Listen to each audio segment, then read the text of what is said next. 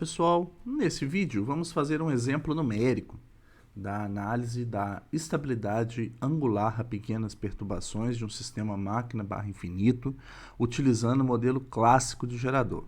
Meu nome é Wesley Pérez, sou professor no Departamento de Engenharia Elétrica da Universidade Federal de São João del Rei. O sistema que a gente vai utilizar, ele já foi visto anteriormente aí no canal para análise de estabilidade a grandes perturbações, né? Ele é composto por um gerador que oscila contra uma barra infinita, mas do ponto de vista em regime permanente, né, a gente olhando para o fluxo de potência inicialmente, né, porque a gente precisa calcular as condições iniciais do sistema antes de analisar a estabilidade angular. Se o sistema não tiver solução em regime permanente, significa que a análise de estabilidade não precisa nem ser feita, o sistema não é estável, né? Mas aqui a gente observa que a gente tem uma barra PV na barra 1, barra 2 uma barra PQ e a barra 3 uma barra Vθ. Entre a barra 1 e 2 existe um transformador, entre a barra 2 e 3 existe uma linha de transmissão, né? Então, a gente tem um gerador, uma barra de carga, uma barra de slack, né? Uma barra de balanço. Esse gerador, né? Depois que a gente resolve o fluxo de potência, né? Através do programa na rede, por exemplo, a gente tem lá que ele tá despachando 0,9 PU com uma tensão de 1, e aí o fluxo de potência calcula para mim que a potência reativa despachada é 0,3 PU e o ângulo é 36 graus de fase. Já para a barra Vθ, né, a gente já setou que a tensão dela é 0,995 fase zero. Os dados de dinâmica, né, a gente tem que o xd' ele é 0,30 e a frequência elétrica é 60 Hz. Isso aqui para o modelo clássico.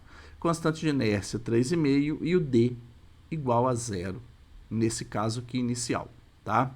A gente vai considerar ele como zero.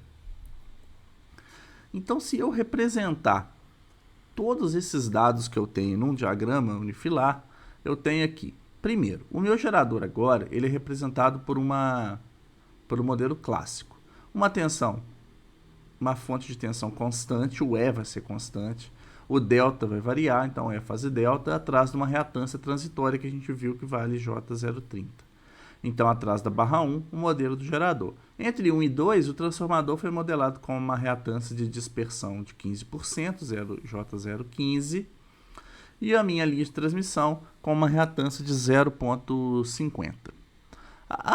As tensões na barra 1 fase 36 graus, na barra 3, 0,9950, né? Isso a gente viu. E a potência despachada, 0,9 mais J03. Qual será, então, o procedimento para a gente calcular as condições iniciais? Olha, eu preciso saber quem é a tensão E e quem é o ângulo delta, tá? E para isso eu tenho que lançar a mão do cálculo da corrente, né? Porque se eu descobrir quem é a corrente que circula aqui, eu calculo a tensão interna, em módulo e fase. A corrente, ela é o conjugado sobre o conjugado, né, da potência sobre a tensão, né? Haja vista que S igual a VI conjugado, o I é S sobre V, o conjugado disso. Então, fazendo aqui as contas, né, isso dá para nós 0,95 fase 17,6 graus. A tensão atrás da reatância, ela pode ser obtida pela tensão terminal mais o Jxd' vezes a corrente IG, né? Deixa eu analisar aqui, ó. Essa tensão é a queda de tensão aqui, que é o Jxd' vezes a corrente que eu calculei, mais essa tensão terminal. Essa tensão, ela vai ser 1,12, fase 49,91 graus. A gente já observa aqui que o nosso ângulo delta deu em torno de 50 graus, menor que aquele limite de delta igual a 90 graus que a gente tratou aí nos vídeos anteriores. Então, o sistema tende a ser estável. Vamos ver. Calculando agora o Ks. O Ks, ele é o quê, né? É o E vezes o VB sobre o XT cosseno de delta zero. Olha, o E é a tensão interna que a gente calculou, 1,12. O VB é a tensão da barra infinita, 0,995, certo? E agora o xt é o somatório de todas as reatâncias entre a fonte de tensão e a barra infinita. J0, vamos lá, esquecendo os J's, né? 0,30, que é a impedância do modelo clássico transitória do gerador, xd', o 0,15, que é a reatância do transformador, 0,50, que é a reatância da linha. Fazendo esse cálculo, eu chego com o meu KS, ele é 0,7574, né? PU, a unidade dele é PU, né? Então, ele é maior do que zero.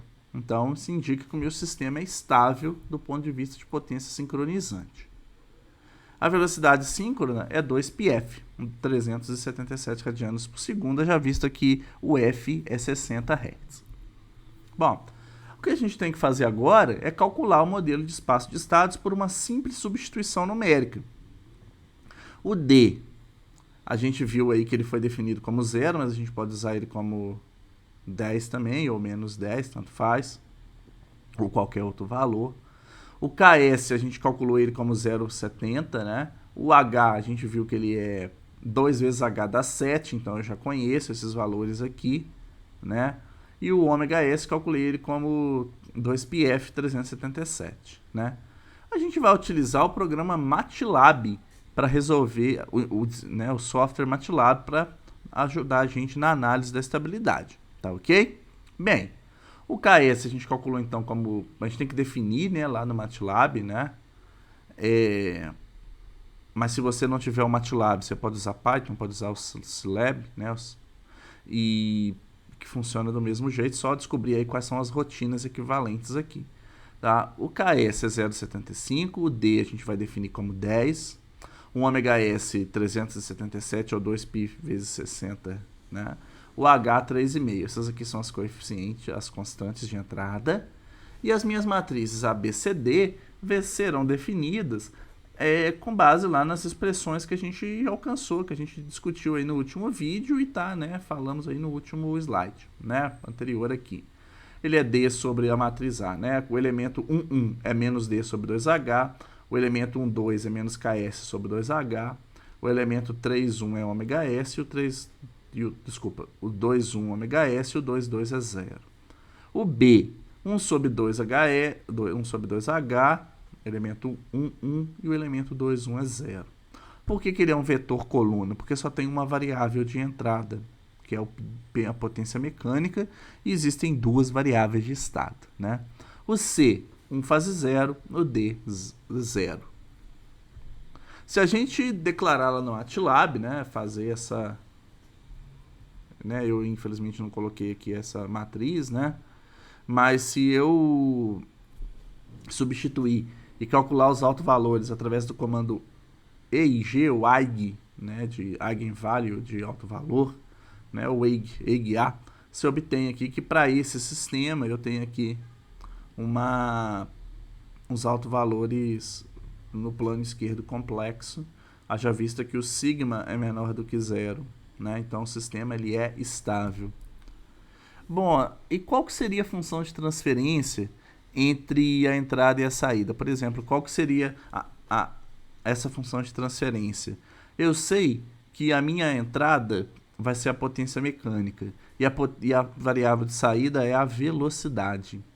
Bem, então se eu usar um comando aqui, né, o numerador da função de transferência, vírgula, denominador da função de transferência, isso dentro de um colchete, igual ao SS2TF, ou seja, espaço de estados para a função de transferência, e aí eu coloco aqui o modelo em espaço de estados ABCD, e pedir para calcular, e depois pedir isso na tela, através do comando TF, num e den, né?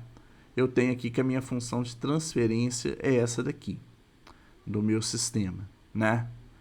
É importante analisar que as raízes do meu denominador, usando o comando roots, denominador, né? Abre parênteses, né? Den ft, é justamente os autovalores da matriz. Então, o que acontece? A matriz de espaço de estados, eu posso usar os autovalores, e se eu representar isso no domínio, espaço de estados no domínio do tempo, se eu representar o sistema no domínio da frequência através de função de transferência, que é o que eu fiz aqui, aí eu tenho que calcular as raízes do denominador que vão bater lá com os autovalores, indicando que o sistema é estável. Se eu agora pedir um step no meu sistema, ou seja, eu quero dar um step na variável de entrada, que é a potência mecânica, eu tenho a resposta do meu sistema. Bom, eu aí uso esse comando aqui, né, o figure, aí tem aqui color, entre aspas, né, vírgula 111. Isso daqui é simplesmente para falar que eu quero um fundo branco, né, eu acho que fica legal, né, quando você vai fazer um trabalho, né, você colocar lá no formato branco da página, né, o gráfico, senão ele vai te dar um fundo cinza, né, fica meio esquisito, né, porque aí o gráfico fica em branco, o fundo fica em cinza, você cola no documento e fica, né, aí se você quiser tudo branquinho, você usa esse fundo aqui, né, esse comando figure, e aí ele abre a figura com fundo branco e você dá lá o step num ft, then ft, tá? E aí ele vai ter aqui a resposta da velocidade, já vista que ela é a nossa variável de saída em espaço de estados, né? A gente vai observar o quê? Que o sistema vai oscilar até atingir um valor estável, que é o que o valor esperado é zero, né? Já visto que em regime permanente o sistema não tem a velocidade tem que ser igual a síncrona, né? E o desvio de velocidade, sendo o ômega menos o ômega síncrono sobre o ômega síncrono, ele tem que ser zero, né? Ou seja, a velocidade do rotor é assíncrona. É a velocidade síncrona, né? 2πf. Uma coisa que a ser observado é que eu dei um step, ou seja, de magnitude 1 na potência mecânica. Poderia ter utilizado outros comandos do MATLAB para que eu pudesse dar aí um step de outra magnitude. Tá? Mas o importante aqui é observar que o sistema oscilou, haja vista que ele é estável, mas atingiu um valor em regime permanente e fixo aí, né? Esperado. Por fim, eu queria só analisar a frequência de oscilação dessa variação de ângulo aqui de velocidade, né? Eu tenho aqui, qual que é a definição da frequência? 1 sobre o período. E o período, a distância, né, a diferença de tempo entre duas cristas. Então, se eu pegar a primeira crista aqui, ele está lá, vai me dar um time de 2,21 segundos. Na crista subsequente, eu vou lá e pego o valor do t, e isso aqui dá 3,24, né? Bom, se eu calcular, então, o t como 3,24 menos 2,21, e fazer o inverso disso, eu obtenho a frequência de oscilação, que está em torno aí de 1 Hz. Isso daqui, depois a gente vai discutir mais para frente, está de acordo. Porque quando eu tenho um sistema máquina barra infinita, né, a oscilação ela fica em torno de 1 a 3 Hz. É o que a gente chama de oscilação local. Quando existem oscilações entre geradores de diferentes partes do sistema, por exemplo, área norte do Brasil, área sul do Brasil, né, os geradores oscilando, essa frequência ela vai ser menor que 1 Hz, tá? Mas aí é só mesmo para a gente pegar esse conceito de frequência e a gente vai falar isso com mais calma nos outros vídeos do canal, tá certo? Que eu espero aí contar com a audiência de vocês. Obrigado por assistir esse vídeo. Neste canal, desenvolve-se conteúdos gratuitos para pesquisa e ensino na área de sistemas elétricos de potência e sistemas de controle. Se esse conteúdo foi útil para você, peço que curta, compartilhe e se inscreva no canal, o que é muito importante para a divulgação do meu trabalho.